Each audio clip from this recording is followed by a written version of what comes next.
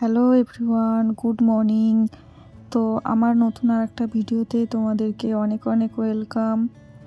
তো সকাল অনেকক্ষণ হয়ে গেছে আর আমার সমস্ত কাজকর্ম সারাও হয়ে গেছে। তো সকালে উঠে ফার্স্ট আমি যেটা করি সেটা হচ্ছে জুস বানাই। তো আজকে সেরকম গাজর ফাজর কিছু ছিল না, শুধু বিটই আছে, তাই বিট জুসই তৈরি করব। নাহলে আমি এই বিটের সাথে গাজর, তারপরে আমলকি আর একটু কাঁচা হলুদ এইগুলোও দিয়ে জুস বানিয়ে রোজ খেয়ে থাকি। তো আজকে সেগুলো ছিল না, শুধু বিট কটাই পড়েছিল। তো শুধু ভাবলাম যে এই বিটের জুসটাই করে খাওয়া যাক। তো তাই সকাল সকাল উঠে খালি পেটে সব কাজকর্ম সেরে এটা খালি পেটে খাওয়ার জন্য জুসটা রেডি করে নিচ্ছি। সত্যি কথা বলতে কিন্তু আমার এটা একদমই খাওয়ার ইচ্ছা হয় না। যাই হোক, এটা যদি লিভারটা ভালো রাখে আমার, তার জন্যই এই জুসটা খাই।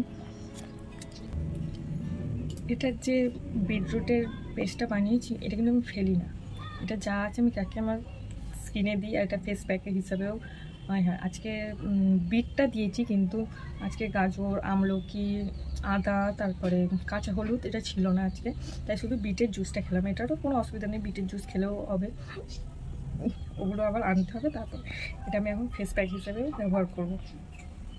কিছু না, জাস্ট পালটা মুখের মধ্যে রেখে নেবো ফেস প্যাক। এতে বেসন দিলেও ভালো হয়, কিন্তু বেসনটা আমার স্যুট করে না, বড্ড স্কিনে ইচিং হয়। ওই জন্য আমি বেসন, তারপরে কাঁচা হলুদ বলছি, বেসন, মসুর ডাল এগুলো ইউজ করি না, স্কিনে বেশি ইচিং হয় আমার।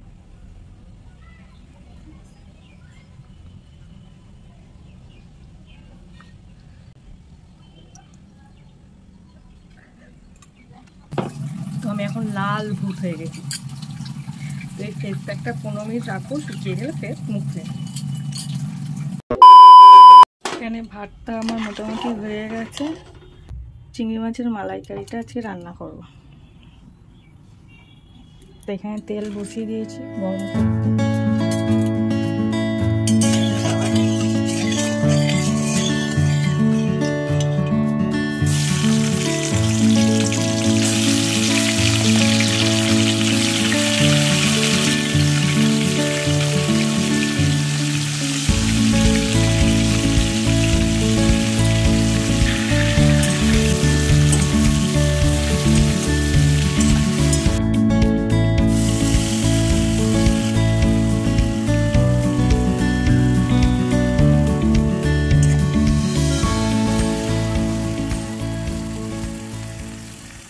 Good morning guys. তো সকাল হয়ে গেছে অনেকক্ষণ আগেই, আর আমিও উঠে পড়েছি। আমার রান্না বান্না সব কমপ্লিট হয়ে গেছে। এখন ঘরের কাজকর্ম করব, তারপর স্নান করব, পুজো দেব, তারপরে আমার ক্লাস প্র্যাকটিস আছে, সেটা নিয়ে বসবো একটু। তো welcome to my blog channel Joya Biswas blog. কি ইন্ট্রো দেবো আমি নিজেই বুঝতে পারি না যে কি বলবো। তো যাই হোক, তোমরা দেখতে থাকো আমি সারাদিন কি করি আজকে, সেটাই আজকে দেখাবো আমি সারাদিন কি করি। তো চলো ভিডিওটা কন্টিনিউ দেখতে থাকো। এক ফুল और दो माली।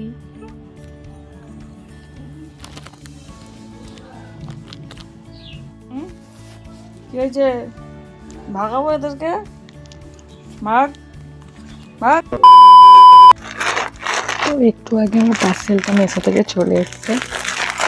এই দেখো, সামনেই আমার একটা বিয়ে বাড়ি আছে, তো তার জন্য অনেক অনলাইনে সার্চ করলাম, কারোর সেরকম পছন্দ হয়নি, আর কোথাও গিয়ে যে কিনবো সেটুকু সময় পর্যন্ত নেই। তো মিশোতে খুব ভালো একটা ভাইরাল শাড়ি পাওয়া যাচ্ছিলো, সেটাই আমি অর্ডার করেছি, তোমাদেরকে দেখাই।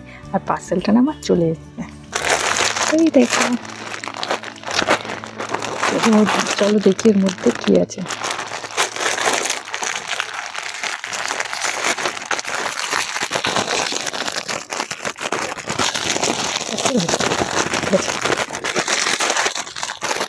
Wow.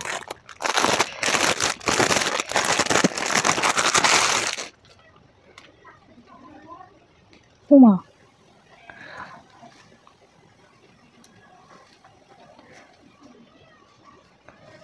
শাড়িটা সুন্দর, কিন্তু দেখো এখানে যে হ্যাঁ ওয়ার্কটা করা থাকে পুঁথি আর স্টোনের, সেটা কিন্তু মিসিং আছে। না, কোনো মিসিং আছে। এই শাড়ি তো আমি নেব না।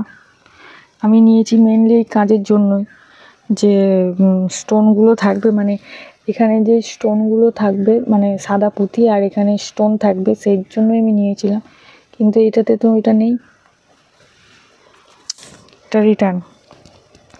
ওভারঅল শাড়িটা সুন্দর, এই শাড়িটা নেব না, শাড়িটা রিটার্ন যাবে।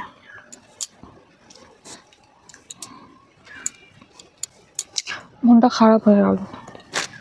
অর্ডার করেছিলাম, আমাকে ব্লাউজটাও তাড়াতাড়ি ইমিডিয়েট তৈরি করতে হবে। তো পার্সেলটা আমি রিটার্ন দিয়ে দিয়েছি। আর তারপর দুপুরের লাঞ্চটা সেরে আমি বেরিয়েছিলাম একটু দিদির বাড়ির দিকে। কয়েকটা কারণে যাচ্ছি, তো বেশ কয়েকদিন হলো ওর সাথে, মানে ওর বাড়িতে যায় না, ওর সাথে দেখা হয় না, শুধু ফোনেই কথা হয়। তো আজকে হঠাৎ ইচ্ছা হলো যাই, বিকেলবেলা তো ফাঁকা বসে আছি, যাই গিয়ে ওর বাড়িটা ঘুরে আসি। তো ওর বাড়িতেই যাওয়ার জন্য বেরিয়ে পড়েছি। আর আমার তো রকেটটা আছেই, মানে আমার সাইকেল। তো অনেক দিনের ইচ্ছা ছিল আমি নিজের টাকাতে লেডিবার্ড সাইকেল নেব, তো নিয়েছি। আজ থেকে 3 বছর হলো। আর সেটাতে এখনও তা প্যাকিং করে রাখাই আছে, ওটাতে প্যাকিং এখনও খুলিনি, খুব যত্নেই রেখেছি আমি সাইকেলটা।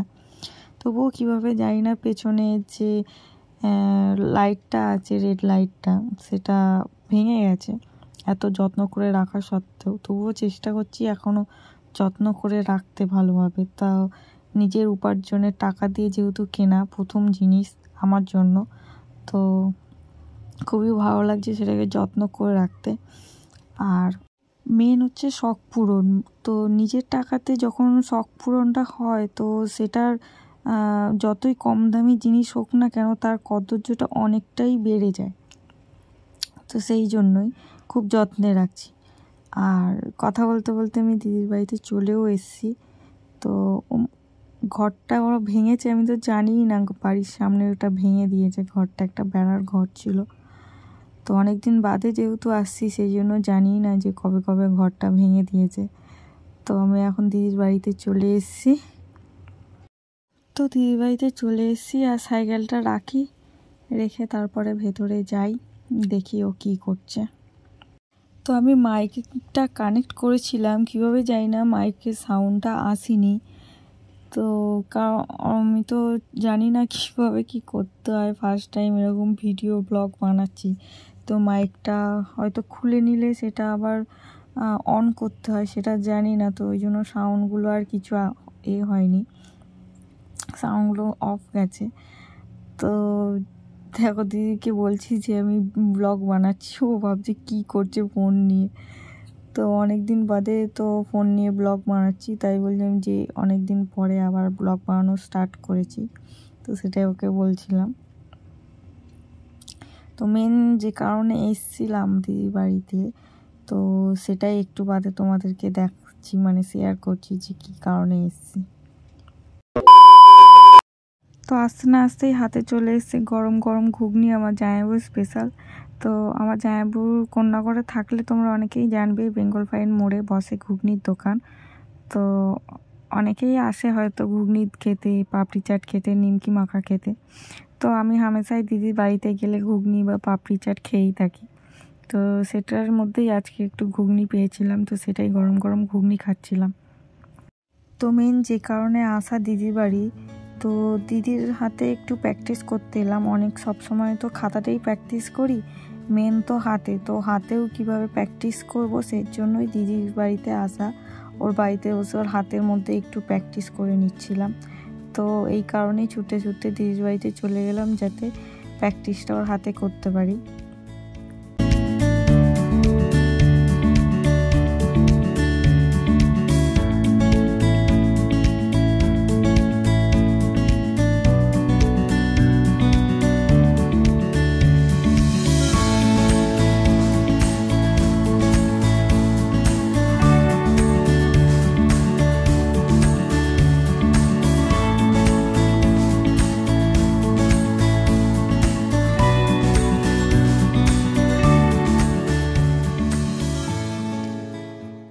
তো যে কারণে দিদির বাড়িতে আসা, দেখো দিদির হাতে মেহেন্দি পরিয়েছি, তো কেমন লাগছে তোমরা কমেন্ট করে জানাও।